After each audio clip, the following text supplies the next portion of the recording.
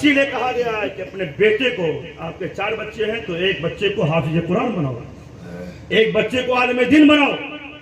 बात आ गई है, सुन लीजिए। आलिम दीन आपका बच्चा बनेगा, हाफिज कुरान अगर आपका बच्चा बनेगा। इसी गांव में मस्जिद है कि नहीं है? मस्जिद है, इस गांव में मस्जिद है। आपके गांव का सबसे अमीर आदमी, उसका बेटा वो भी मौलवी हो लेकिन शरीयत का पाबंद ना हो, दाढ़ी हद्देशा ना रखता हो, जाकर बाजार में लोफर लफंगों के साथ घूमता टहलता हो, वो बहुत मालदार का बेटा हो लेकिन दीन से दूर हो, है तो मौलवी लेकिन है मुसलमानों। अब जमींदार का बेटा, मालदार का बेटा जब मस्जिद में आया और आने के बाद उसने सोचा मैं जमींदार का बेटा हूं, जाऊं मैं मुसल्ले इमामत पे खड़ा हो जाऊं, जाऊं मैं नमाज की अदायगी कराऊं, जुमा का दिन है। याद रखो, ऐसे मौके पर हमारी शरीयत का पैमाना देखो, हमारे दीन का पैमाना देखो, हमारी शरीयत का निजाम देखो। ऐसे मौके पर वो जमींदार का बेटा, हक तो ये है कि अगर वो इस इलाके का सबसे बड़ा मौलवी हो, उसका बेटा हो, और अगर वो दीनदार नहीं है, अगर वो हद्दे शरा का पाबंद नहीं है, वो आया मुसल्ले इमामत पर आगे बढ़ने लगा, लाओ जाऊं और उसके बाद लोगों की नमाज पढ़ाऊं। ऐसे मौके पर आपके गांव का ऐसा बेटा है जो मामूली आदमी है, जिसका बाप रिक्शा चलाने वाला है, बड़ी मेहनत और मजदूरी के साथ उसने अपने बेटे को हाफिज कुरान बनाया था, उसने दिन का पाबंद बनाया था। लेकिन जो रिक्शा चलाने वाले का बेटा है ना, वो दिन का बड़ा पाबंद है। अक्सर गरीबों के यहाँ दीन ज्यादा रहता है।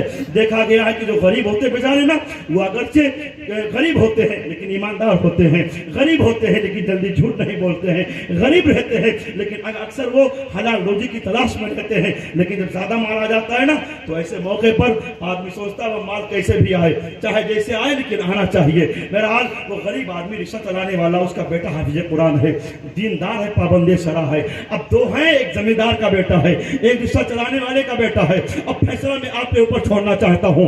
जो दीनदार का बेटा हाफिज कुरान है, जो दीनदार है वो हाफिज कुरान रिक्शा चलाने वाले का बेटा है, मैं आपके ईमान से पूछना चाहता हूँ, आपके दरमियान मैं डाल रहा हूँ कि आप फैसला कीजिए कि आप जमींदार के बेटे को आगे बढ़ाएंगे, उसके पीछे नमाज पढ़ेंगे। जो जाता है बाजार में आवारगी के साथ, बदमाशों के साथ घूमता है, जो आदमी पाबंदे शरा नहीं है, या उसके पीछे नमाज पढ़ोगे। जो रिक्शा चलाने वाले का बेटा तो है लेकिन पाबंदे शरा है, नमाज का पाबंद है, यहाँ तक कि अहकाम इलाहिया जो भी है उसका पाबंद है।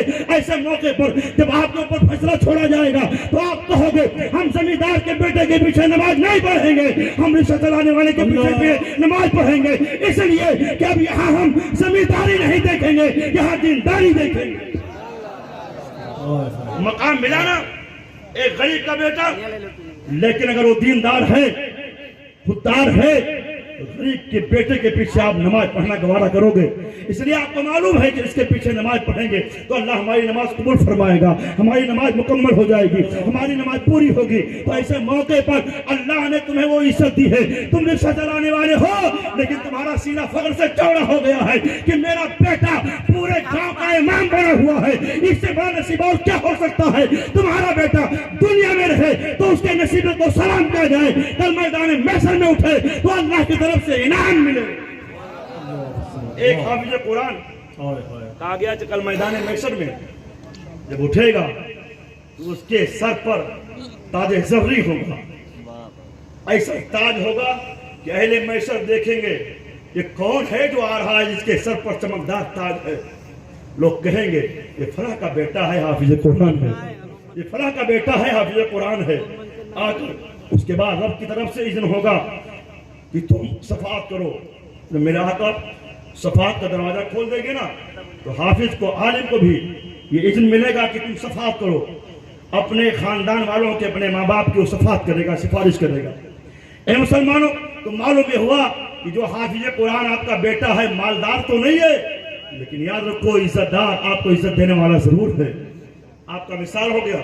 और उसके बाद आपका एक बेटा इंजीनियर है, डॉक्टर है, प्रोफेसर है, और एक हाफिज कुरान कब्र पे गया। अब बताओ, इंजीनियर, डॉक्टर जो प्रोफेसर हैं वो अपने अपनी भाषा में आपके लिए पढ़ेंगे और ये हाफिज कुरान कुरान की तिलावत करेगा। इस साले सवाब जब करेंगे, सवाब किसका मिलेगा? इंजीनियर का, प्रोफेसर का, डॉक्टर का, नहीं, हाफिज कुरान का। एक हाफिज कुरान ने अगर सूरह इखलास की तिलावत कर दी, एक बुजुर्ग का बयान है, एक कब्रिस्तान से मेरा गुजर हुआ तो हमने देखा कि मुर्दे वो साहब कश बुजुर्ग थे, जब कहते हैं कि जब मेरा गुजर हुआ तो मैंने देखा कब्रिस्तान वाले मुर्दे सर पे कूट ढोकर अपनी कब्र की तरफ लेकर जा रहे हैं। कहते हैं काफी दिनों के बाद, एक रवायत में एक हफ्ते के बाद, एक रवायत में है कि 1 साल के बाद फिर उनकी वापसी हुई तो उन्होंने क्या देखा कि वही मुर्दे अभी भी लेकर जा रहे ढो रहे हैं। उन्होंने पूछा, ए भाई तुम लोग क्या ढोके लेकर जा रहे हो 1 हफ्ते से? तो वो लोग जवाब दिए कि एक मर्द अल्लाह वाले का गुजर इस कब्रिस्तान से हुआ, एक मर्द कलंदर का गुजर इस कब्रिस्तान से हुआ, और उन्होंने सूरह इखलास पढ़कर इसाले सवाब कर दिया। वो सवाब 1 हफ्ता से हम लोग ढो रहे हैं, अभी तक खत्म नहीं हुआ है, अभी तक खत्म नहीं हुआ है। ए मुसलमानों, झूम जाओ, मचल जाओ। तुम्हारे आबादी में, तुम्हारे गांव में, तुम्हारे इलाके में अगर कोई हाफिज कुरान है और कब्रिस्तान से गुजर रहा है, सूरह इखलास पढ़ के इसाले सवाब कर दिया है तो उसके सवाब का ये आलम है। अगर पूरा कुरान पढ़ के इसाले सवाब कर दे तो उसके सवाब का आलम क्या होगा? नारे तकबीर, नारे रिसालत, नारे रिसालत, मसलके आला हजरत। ये ख्वाजा हयात साहब सारा शेर हमें को पहना देंगे, कुछ बाद वालों के लिए भी रखिए। और आप लगते हैं कि सुभान अल्लाह, ख्वाजा साहब कहने भी बहुत है। ये भी हार, नाम तो हार है लेकिन ये जो जीतते होने के गले में जाता है। नाम तो इसका हार है, हार पहनाया ना तो नाम है हार, लेकिन गले में उसी के जाता है जो जीतने वाला होता है। कभी हारे हुए के गर्दन में नहीं जाता है। क्यों? इसलिए कि खुशबू है, और खुशबू में मेरे नबी के पसीने का सदका है। नबी के पसीने का सदका अगर गुलाब पाए तो नाम हार हो लेकिन जीते वाले के गले में जाए। ए मुसलमानों, हम जैसे गुनाहगार सही, सियाकार सही, लेकिन नबी के गुलाम हैं। नबी के गुलामी का अगर सदका मैदान महशर में मिल गया तो याद रखो बेड़ा पार है। हम जैसे गुलामों का भी कोई जवाब नहीं है। अल्लामा जामी कहते हैं, मैं अक्सर कहा करता हूँ, बरी नाज़म की हस्तक उम्मते तू गुनाहगारम हो लेकिन खुश नसीबम। हम गुनाहगार हैं या रसूल अल्लाह, लेकिन हमें नाज है कि हम आपके उम्मती हैं। आपके उम्मती हैं तो खुश नसीब हैं। ये बड़ी खुश नसीबी की बात है कि हम नबी के गुनाहगार उम्मती हैं। लेकिन ए मुसलमानों, याद रखो, नबी के गुनाहगार उम्मती तो हैं, लेकिन हमारी जिम्मेदारी भी बनती है हम वो काम करें जो नबी करीम ने फरमाया है, जो हमारी शरीयत हमें इज़्न दे रही है, जो शरीयत का हुक्म है। ये हमारी जिम्मेदारी बनती है कि हम और आप उसी शरीयत पे अमल करें जो मेरे आका नबी कौनैन अलैहिस्सलाम के खुशी का ज़मीन बने। आज का आलम यह है कि अगर थोड़ा सा भी अगर मर्तबा मिल गया, ओहदा मिल गया, तो हम सोचते हैं कि बस हमारे लिए गद्दी अलग बन जाए, हमारे लिए गाड़ी अलग हो जाए, हमारा मामला ये हो जाए। याद रखिए, इज्जत, शोहरत, दौलत, सरमाया, सब कुछ जो कुछ मिल रहा है कहीं ना कहीं हमारे लिए इसमें आजमाइश है। अल्लाह करीम की तरफ से आजमाइश है। कोई बहुत खूबसूरत है, बहुत चेहरा हसीन और जमील है तो उसके लिए भी आजमाइश है। अगर कोई बहुत मालदार है तो उसके लिए भी आजमाइश है। अगर कोई इस तरह है जो बड़ी शोहरत का हामिल है, उसके लिए भी आजमाइश है। अब उस आजमाइश में उसकी जिम्मेदारी बनती है कि वो नबी के शरीयत से दूर न हो, बल्कि जितनी ज्यादा इज्जत मिल रही है, शोहरत मिल रही है, दौलत मिल रही है, सरमाया मिल रहा है, जितनी भी ज्यादा आपकी शोहरत बढ़ती जा रही है, उतने ही ज्यादा दिन से करीब आते जाइए, दिन से करीब आते जाइए। अब अल्लाह करीम फरमाता है, ए बंदे, अगर तुम मेरे शुक्रगुजार बंदे बनोगे तो तुम्हें हम और ज्यादा देंगे। नहीं सका तुम आसिदन्नकुम, अगर तुम मेरे शुक्रगुजार बंदे बनोगे तो हम तुम्हें और देंगे। तुम्हें इज्जत मिल रही है, अल्लाह की कहीं ना कहीं शुक्रिया अदा करो। अब अल्लाह का शुक्रिया कैसे अदा करेंगे? कोई गरीब है, उसके गरीबी में शामिल हो जाओ। कहीं मदरसा बनना है, मदरसे में ताउन कर दो। कहीं मस्जिद की तामीर हो रही है, राह खुदा में जाकर और मस्जिद की तामीर में हिस्सा ले लो। अगर कोई कहीं परेशान हाल है, राह खुदा में सदका तो खैरात कर दो। अगर आपने ऐसा किया तो अल्लाह की रज़ा तुम्हें मिलेगी, अल्लाह तुमसे राजी होगा। अब अगर तुमने अल्लाह का शुक्रिया अदा करते हुए और खैरात और सदका जारी रखा तो अल्लाह तुम्हें और अता करेगा। और तुमने अगर कंजूसी की तो याद रखो, जितने बड़े कंजूस बनोगे उतने जहन्नम के करीब हो जाओगे, जन्नत से दूर हो जाओगे। इसलिए कहा गया है कि अल सखियो करीब मिनल जन्ना अल बखीलो करीब मिनन नार। जो सखी है वो जन्नत के करीब है, और जो बखील है वो जहन्नम के करीब है। और जो बखील है जन्नत से दूर है, और जो सखी है जहन्नम से दूर है। अब आप, अगर अल्लाह ने आपको शोहरत दी, इज्जत दी, तो आपकी जिम्मेदारी बनती है कि आप अल्लाह के शुक्रगुजार बंदे बनो। जब आप अल्लाह के शुक्रगुजार बंदे बनोगे तो अल्लाह तुम्हें और अता फरमाएगा। देखा गया ना कि जो आदमी राह खुदा में तकसीम करता है, राह खुदा में खैरात व सदक़ात करता है, उसका हाल ये होता है कि वो और देना शुरू कर देता है, और देना शुरू कर देता है। बलरामपुर साइड में एक प्रधान है, प्रधानी जीता है, वो मौलाना जानते हैं। जब देखा उसने कि लॉकडाउन हो गया तो लॉकडाउन में उसने सोचा कि उलमा की खिदमत कैसे करें। लॉकडाउन में कमेटी वालों ने तो अपने इमाम को भगा दिया है कि अब पैसा नहीं है, 2-4-20 हजार जो रखा हुआ है वो उसको बैलेंस रखे, हरामखोर कहेगा। तो सदर सेक्रेटरी बन गया है और उसके बाद सोचता है कि हम कानून बन गए हैं। अगर जब तक तुम्हारे पास पैसा था तुम अपने इमाम की खिदमत करते। कौन ऐसा मौलवी है, इमाम है कि जो तुम्हारे घर को अपने गिरवी रखवा देगा या तुम्हारे घर को लिखवा देगा? कौन ऐसा सदर सेक्रेटरी है कि जो अपने घर को बेच कर इमाम की तनख्वाह देगा? कोई ऐसा नहीं है। जब तुम अपने घर को बेच कर नहीं दे सकते हो तो जो इमाम चंदा लेकर आया है वो चंदा तो कम से कम तुम्हें चाहिए था कि इमाम को जब तक तुम्हारे पास पैसा था तुम उसकी तनख्वाह देते। लेकिन नहीं, मुसलमान उसमें बड़े बड़े सेठियों के, बड़े बड़े दौलतमंदों के हालात देख लिए गए हैं। जो भी आदमी, कोई भी अगर मौलवी परेशान हाल रहा तो 50 नमाजी उसके पीछे नमाज पढ़ने वाले थे। 50 में से कोई ऐसा नहीं हुआ कि जिसको अल्लाह ने तौफीक दी हो और जाकर इमाम से पूछा हो, ए इमाम साहब आपके हालात कैसे हैं, आपके घर के खर्च कैसे चल रहे हैं? लेकिन मुसलमानों, आज उस प्रधान का यहाँ तस्करा क्यों हो रहा है? इसलिए कि उसने सखावत का दरवाजा खोला था और उस मौके पर जब सदर सेक्रेटरी 18-18, 20-20 साल जो आपके गांव में खिदमत करने वाले थे उनको सदर सेक्रेटरी ने जवाब दे दिया था, तो वो सहारा बनकर और उलमा के लिए इस तरह अपने आप को आगे बढ़ाया कि उसने अपने इलाके के उलमा से कहा था, आप आइए मेरे घर कुरान की तिलावत कीजिए और उसके बाद जो आपकी तनख्वाह थी हम तनख्वाह देते रहेंगे। 6-6 हजार रुपया हर महीना वो देता रहा, सिर्फ इसलिए कि आप मेरे घर में आइए कुरान की तिलावत कीजिए। अगर सबने ठुकरा दिया है, लेकिन नबी का एक गुलाम है जो आज उलमा के साथ खड़ा हुआ है, उसने उस मौके पर तकरीबन 20 आलिमों को बुलाकर और उसके बाद अपने घर पे सिर्फ एक बहाने के लिए कि तुम कुरान की तिलावत करते रहो, हम तुम्हें तनख्वाह देते रहेंगे। आज उसका तस्करा हो रहा है। ये तो हम दुनिया में कर रहे हैं, लेकिन अल्लाह करीम फरिश्तों के दरमियान कर रहा होगा। इसलिए कि जब उलमा मुसीबत के मारे हुए थे तो उसने सहारा दिया। तो ऐसे मौके पर ये तो सिर्फ यहाँ उसका नाम हो रहा है, लेकिन मैदान महशर में अगर उसने खुलूस के साथ काम किया है तो यकीनन उलमा सबके सब उसके गवाह बन जाएंगे और गवाही देंगे, ए मौला बड़ा सखी था, ए मौला परेशानी के आलम में काम आया। ऐसे मौके पर मुसलमानों, क्या उलमा उसके लिए रब की बारगाह में रब के हुजूर आज नहीं करेंगे? यकीनन उलमा यहाँ भी दुआ कर रहे हैं, कल मैदान महशर में भी दुआ करेंगे। लेकिन आज हमारा आलम यह है कि हम तो जब मालदार होते हैं ना तो सोचते हैं किसकी जमीन लिखवा लें। हम अब खास तौर से अगर सगा भाई है और इनका मकान अगर छोटा बना हुआ है तो सोचते हैं कि सगा भाई अगर जमीन बेचे तो उसकी हम जमीन खरीद लें। मेरे पास कुछ कई लोग ऐसे आए जिन लोगों ने कहा, शिकायत की, हजरत वो मेरा भाई जमीन बेच रहा है लेकिन मुझे देने के लिए नहीं कह रहा है, कितना बताओ, हमने उसका ये किया वो किया लेकिन वो जमीन हमें देने के लिए तैयार नहीं है। हमने कहा अगर तुम उसके सगे भाई हो, अगर एक माँ का दूध तुमने पिया है, तेरी गलत तो गवाना कैसे हो गया? तुम्हारा भाई मजबूर होकर आज अपने मकान को बेचने पर मजबूर है और तू नादान अपने भाई की जमीन खरीदने के लिए तैयार है। कल रब के हुजूर कल मैदान महशर में तू क्या जवाब देगा जब तेरा भाई तेरा दामनगीर होगा? ए परवरदिगार, तूने इसे दौलत दिया था लेकिन मेरे घर पे फाका हो रहा था, लेकिन इसने मेरी जमीन खरीदना गवारा किया।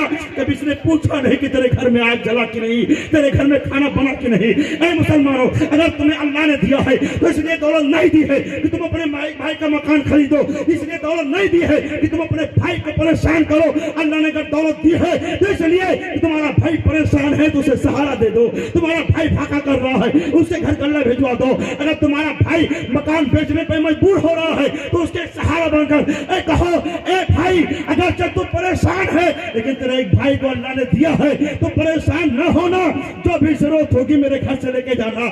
लेकिन ये मकान तो आबाई मकान है, बाप दादा का मकान है, ये निशानी मिटनी नहीं चाहिए। तू भी इस घर में रहेगा, मैं भी इस घर में रहूंगा। मैं जहाँ घर पे रहता हूँ बाप के, वहीं तू भी रहेगा। मकान बिकने की नौबत नहीं आनी चाहिए। अगर किसी ने अपने भाई के साथ ऐसा किया है तो कल मैदान महशर में यकीनन वो भाई रब के सामने, रसूल कायनात के सामने ये गवाही गवाही देगा, ए मेरे परवरदिगार इस भाई ने मेरी लाज रखी थी, ए मेरे भाई परेशानी के आलम में मेरे परवरदिगार ये भाई मेरा काम आया था।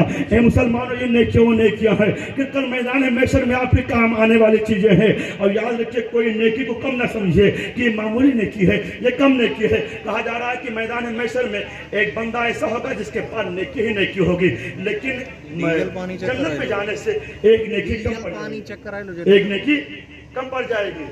रब की हुजूर अर्ज करेगा, मौला मुझे मोहलत दे दे, मेरी माँ भी है, मेरे भाई, मेरे बाप, मेरे खानदान सभी लोग हैं, तो मुझे मोहलत दे दे कि मैं महशर में जाऊं, मैदान महशर में देखूं, हो सकता है मेरे ऊपर कोई रहम खाए तो मुझे कोई एक नेकी दे दे। न फरमाएगा, ए बंदे जा जा देख ले, वो आएगा अपने बाप के पास, ए मेरे बाप तुमने मेरी हर आरज़ू पूरी की थी, ए मेरे बाप तूने परेशानी झेल कर तब भी मेरे लिए हर आरज़ू हर तमन्ना पूरी की, ए मेरे बाप, ए मेरे वालिद, अब हमारे ऊपर मुसीबत की घड़ी आ गई है, मेरे पास एक नेकी कम पड़ गई है, ए मेरे बाप मुझे एक नेकी दे दो। ऐसे मौके पर बाप कहेगा, ए मेरे बेटे वो दुनिया तक थे, वो सारे रिश्ते दुनिया तक थे, अब तो मैं खुद ही परेशान हूँ, अब मैं तेरी क्या परेशानी दूर कर सकता हूँ, क्या कहीं और देख ले। वो आएगा अपने भाई के पास, भाई भी जवाब देगा, वो जाएगा अपनी बहन के पास, बहन भी जवाब देगी, वो जाएगा अपने बेटे के पास, बेटा भी जवाब देगा। ए मुसलमानों, बेटे के लिए सुबह शाम करके और उसके बाद खून पसीना बहाकर हम ऐसे वैसे कैसे भी करके हम घर पैसा लाकर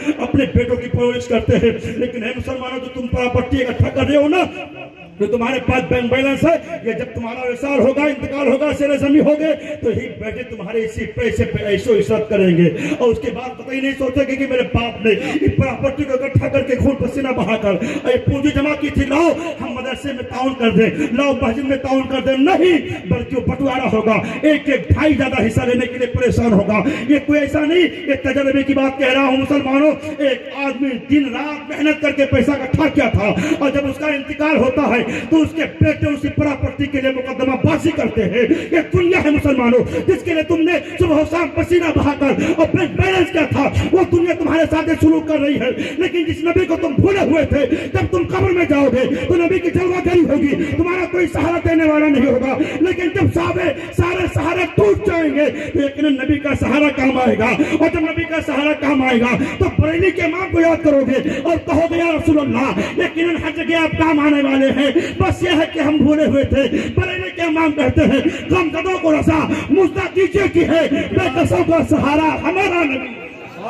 नारे तकबीर, नारे रिसालत, अज़मते ख्वाजा कौनैन। मुसलमानों, जिस बेटे के लिए हमने प्रॉपर्टी बनाई, अच्छा मकान बनाया, वो बेटा भूल गया, याद करने वाला नहीं है। याद रखो, आप कुछ जो अमल करोगे वही अमल तुम्हारे काम आएगा। उमय यामल मिस्काला ज़र्रती खैरन यरा, उमय यामल मिस्काला ज़र्रती शर्रन यरा। जो तुम अच्छा करोगे वो भी देखोगे, जो बुरा करोगे वो भी देखोगे। तुम्हारे सामने जो अच्छी बातें तुम करके गए हो वो भी पेश की जाएंगी। देखा रहा था कि वो आदमी जाएगा अपने बाप के पास, मायूस होगा, बेटे के पास मायूस होगा, माँ के पास वहाँ भी मायूस होगा, बहन के पास आएगा वहाँ भी मायूस होगा। अपने अहबाब दोस्तों के लिए, जिसके दोस्तों के लिए तो सुबह शाम आदमी वक्त देता था, वो दोस्त पहचानने से इनकार करेगा, कौन हो तुम, कहाँ कैसी दोस्ती, कैसी यारी। वो कहेगा, भाई परेशानी में। तो वो भूल गया है, कहेगा मुझे नहीं याद आ रहा कि तो मेरा दोस्त था। ऐसे मौके पर वो आदमी एक नेकी के लिए परेशान होगा मुसलमान, और जाएगा जब पूरे पहले मैशर से देखेगा कहीं नहीं पाएगा तो मायूस होकर वापस जा रहा होगा। अब एक नेकी की वजह से हम जहन्नम में डाल दिए जाएंगे, मेरे पास मुझे एक नेकी नहीं मिल पाई है। वो एक नेकी नहीं पाएगा, वापस जा रहा होगा। कहते हैं कि जब वापस मायूसी के आलम में जा रहा होगा तो क्या देखेगा कि एक आदमी मायूस बैठा हुआ है। जब वो देखेगा ना तो पूछेगा आगे, ए भाई मायूस क्यों हो, क्या बात है। तो जो मायूस से खुद पूछेगा, भाई क्या बात है, क्यों मायूस हो। तो कहेगा, गया था पहले मैशर के दरमियान मेरे पास एक नेकी कम पड़ गई है, और उस नेकी कम होने की वजह से मुझे जहन्नम में डाल दिया जाएगा। गया तो एक नेकी कहीं मिल जाए तो ले आऊँ ताकि जन्नत में दाखिल हो जाऊँ। तो आदमी कहेगा, क्या हुआ। माँ के पास गया, माँ ने जवाब दे दिया। बाप के पास गया, बाप ने जवाब दे दिया। भाई के पास गया, भाई ने जवाब दे दिया। रिश्तेदारों के पास गया, सब ने जवाब दे दिया। दोस्तों के पास सब ने जवाब दिया। अब मैं क्या करूं, कहाँ जाऊं, कोई है नहीं, यारो मददगार नहीं, अब तो जहन्नम में डाल जाऊंगा। वो आदमी कहेगा, भाई मेरे पास ही बेकी नेकी है, मैंने कोई नेक काम किया ही नहीं था, एक नेक काम किया जिसके बदले में एक नेकी मिली थी। ए मेरे भाई, मेरा तो कोई इससे फायदा नहीं होगा, मैंने किसी के साथ कभी भलाई नहीं की, लेकिन आज अगर तेरा भला हो जाए तो मेरी नेकी तू ही ले ले, मेरी नेकी तू ही ले ले। कहते हैं कि वो आदमी जब ये सुनेगा तो मचल जाएगा, कहेगा ये भाई तू नेकी ले ले, मेरा तो किसी काम का नहीं है, इसलिए कि एक नेकी मेरे कोई काम नहीं आने वाली। तेरे पास अगर एक नेकी मिल जाए और तू जन्नत में दाखिल हो जाना तो तेरा भला हो जाए, तू ले ले। कहते हैं वो आदमी एक नेकी लेकर और रब की बारगाह में खुशियों से मचलता हो जाएगा और अर्ज करेगा मौला मुझे नेकी मिल गई, मौला मुझे नेकी मिल गई, मौला मुझे नेकी मिल गई। रब फरमाएगा बंदे कहाँ तो पाया, महशर पे हु का आलम है, नफसी नफसी का आलम। यहाँ आदमी अपने को पहचानने से इनकार कर रहा है, कौन है जो तेरे ऊपर रहम खाया? अर्ज करेगा मौला तेरा एक बंदा था, लेकिन ए मौला उसके पास कोई नेकी थी ही नहीं, सिर्फ एक नेकी थी। उसने सोचा कि मैंने कोई दुनिया में नेक काम किया नहीं, अगर तेरा बड़ा हो जाए ना तो तू ले जाए, तेरा बड़ा हो जाए। ए मौला उसने मेरे ऊपर रहम खाया, मुझे नेकी दे दी है। परवरदिगार फरमाएगा ए बंदे जब बंदू को लेकर आ जाएगा और कहेगा ए बंदे चल, परवरदिगार बुला रहा है, रब बुला रहा है। कहते हैं वो आदमी लेकर जो गुनाहगार होगा ना, इसने नेकी दी थी, वो लेकर जिसको नेकी दी थी वो लेकर जाएगा, रब के हुजूर जाएगा। ए परवरदिगार यही वो आदमी है, इसने मुझे नेकी दी है। ए मौला ये गुनाहगार आदमी है, इसके पास सिर्फ एक नेकी थी, इसने मुझे नेकी दे दी है। रब करीम फरमाएगा ए बंदे तू एक बंदा होकर मेरे बंदे पे रहम खा रहा है, मैं तो अरहमुर राहिमीन हूँ, मैं क्यों ना रहम खाऊं? ए बंदे तुझे एक नेकी मिल गई है, तू चाहे जन्नत में दाखिल हो जा, लेकिन तेरे ऊपर इसने रहम खाया, भलाई की तेरे साथ जा उसका हाथ पकड़ ले और तू भी दाखिल हो जा और इसको भी लेकर दाखिल हो जा। तारीफ तो जब है कि खुदा हासिल में कह दे ये बंदा दो आलम से खफा मेरे लिए। सलमानो जिसे हम एक नेकी मामूली समझते हैं, वो नेकी इस तरह निजात का सामान बन जाता है। ए मुसलमानों, रब के हुजूर कम से कम कभी सोचो तो सही, जाकर दिल के साथ सजदा तो करो। आपने बहुत सजदे किए होंगे, लेकिन जब जाते हैं तो सोचते कितना जल्दी इमाम साहब खुतबा पढ़ें, 2 रकात पढ़ाएं, भाग कर जाएं मार्केट में, ये हो रहा वो रहा होगा। लेकिन दिल के साथ जाइए, कभी 2 सजदा करके देखिए और रब के हुजूर अर्ज कीजिए ए मौला तेरे महबूब का वसीला, ए मौला मेरी परेशानी दूर फरमा दे। रात की तारीकी में रोकर रब की बारगाह में अब तौबा इस्तिगफार करके रब की बारगाह में इंतजाम पेश करो, यकीन कामिल है मुसलमानों तुम्हारी दुआएं कबूल होंगी। याद रखो कहा गया है कि जब एक बंदे मोमिन रात की तारीकी में रब की बारगाह में खस्ते रब्बानी की वजह से रोता है ना, तो रब करीम फरमाता है फरिश्तों देख लो, ए फरिश्तों देख लो, मेरे बंदे ने मुझे देखा नहीं, लेकिन देखो मेरी बारगाह में तो गुनाहों से तौबा कर रहा है। ए फरिश्तों गवाह हो जाओ, याद रखो सुबह की सफेदी नमूदार होने से पहले मैंने इसके सारे गुनाहों को माफ कर दिया। हम तो मैल बाकरम है, कोई साइल ही नहीं, राह दिखलाए किसे राह रहे मंजिल ही नहीं। हम भूले हुए मुसलमानों, पेट भर गया, भूख हमारा माल और दौलत है, मकान है, तो सब कुछ भूले हुए हैं, बस समझते दुनिया यही है अच्छा मकान बन जाए, दुनिया यही है हमारा मकान महल हो जाए, दुनिया यही है अच्छा लिबास पहन लो। याद रखो हर चीज का हिसाब देना पड़ेगा। अगर तुम्हारा पड़ोसी तुम्हारा भाई अगर उसका मकान छप्पर का है, अब तुमने आलीशान महल बना लिया है, तो तुम्हें इसका भी जवाब देना पड़ेगा। तुम्हारा भाई तुम्हारा पड़ोसी अगर उसके बच्चे बेलिबास घूम रहे हैं, तुम्हारे बच्चों के पास कई जोड़े लिबास है, तो तुम्हें इसका भी जवाब देना पड़ेगा। उमर फारूक है, एक बार मुल्क शाम गए हैं और वहां के गवर्नर बस आखिरी बार वहां के गवर्नर के पास पहुंचे हैं। आप भूखे थे, लंबा सफर तय करके मदीना से मुल्क शाम पहुंचे हैं और आपने कहा कि ए गवर्नर अगर आपके पास कोई खाना हो ना तो लाकर पेश करो। गवर्नर हैं वो मुल्क शाम के, मुसलमानों को गौर कीजिए, गवर्नर हैं उमर फारूक खलीफा हैं, रोटी मांगे हैं, अगर तुम्हारे पास खाने की हो तो लाकर पेश करो, कई दिन का भूखा हूं। गवर्नर लिए हैं एक प्याला और लाकर अपने बगल में रख लिया। उमर फारूक ने फिर कहा क्या बात है रोटी क्यों नहीं ला रहे हो, क्या बात है रोटी क्यों नहीं ला रहे हो? तो गवर्नर ने उठा के प्याला पेश किया था, कहा हुजूर जो रोटी है ना वो कई दिन की सूखी थी, उसको पानी में डुबोया ताकि वो थोड़ा सा नरम हो जाए, फिर आपके सामने पेश करूं। गवर्नर है मुसलमानों, लेकिन खुराक देखो, इनकी गजा देखो। जब वो सूखी रोटी खाते थे ना तो उनका आलम यह था कि जब वो चलते थे तो कामयाबियां उनके कदमों को चूमती थी। उन्हीं के लिए डॉक्टर इकबाल ने कहा था दस्त तो दस्त है, दरिया भी ना छाए हमने, बहरे जुल्बाब में दौड़ा दिए खोड़े हमने। डॉक्टर इकबाल ने कहा था ऐसे लोग जब चले थे ना कामयाबियां उनके कदमों को चूमी थी। तो समझते हो कि हम दिन भर मेहनत कर इतना कमाएंगे उसके बाद माला माल हो जाएंगे? याद रखो मेरा अल्लाह रज़्ज़ाक है, अगर अल्लाह रज़्ज़ाक़ तुम्हें रोजी ना दे तो एक दाना नहीं पाओगे। बस करीम रब है, करम फरमाता है, रहीम रब है, रहम फरमाता है। हम उसके कमजोर बंदे हैं। कमजोर बंदों पे रब का करम ये है कि तुम उसकी नाफरमानी करते हो तब भी वो तुम्हें रोजी देता है। हम उसकी बार बार नाफरमानी करते हैं तब भी हमारे घर में गल्ला है, हमारे घर में अनाज है। लेकिन ये गल्ला अनाज पाने के बाद अपने आप को कारून न बनाना, बल्कि अपने आप को नबी का वफादार बनाना, अपने आप को नबी का गुलाम बनाना। उसी गल्ले से अपने गरीब भाई को भी पहुंचा दो, अपने पड़ोसी को पहुंचा दो। इंशाअल्लाह तुम भी खाओगे, तुम्हारे बच्चे खाएंगे, तुम्हारे बच्चे खाएंगे, उसका भी सलाम मिलेगा। तुम्हारा पड़ोसी खाएगा, उसका भी सलाम मिलेगा। तारीफ तो जब है कि खुदा हश्र में कह दे ये बंदा दो आलम से खफा मेरे लिए है। खुदी को कर बुलंद इतना कि हर तकदीर से पहले खुदा बंदे से खुद पूछे बता तेरी रजा क्या है।